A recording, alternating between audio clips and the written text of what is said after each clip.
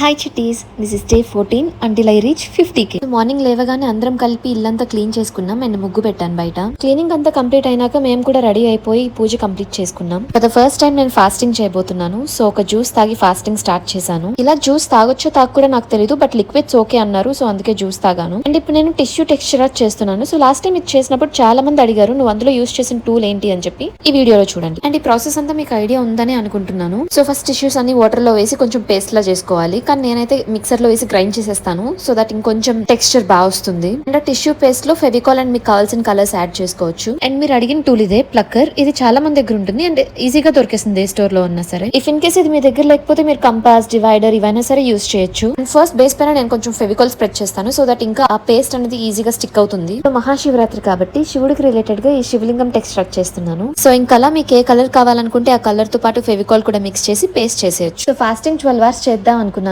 కానీ 12కి 30 minutes ముందే break తీసుకొని తినేసాను ఆకలికి తట్టుకోలేక. అండ్ లాస్ట్ లో కొంచెం డిజర్ట్ కూడా. అండ్ కూర్చొని రిమైనింగ్ ది కంప్లీట్ చేస్తున్నాను. నార్మల్ గా fasting is good for health, కానీ దాన్ని ఎక్స్ట్రీమ్ గా చేయకూడదు. లాస్ట్ కి కంప్లీట్ చేశాను, కానీ బ్లాక్ చేసేటప్పుడు కొంచెం వాటర్ స్ప్రెడ్ అయింది అండ్ ఆ పింక్ కూడా లైట్ అయింది. కొంచెం డార్క్ చేయాల్సింది. సరేలే, అయిపోయిందిగా, ఇంకేం చేయలేం. Okay, bye.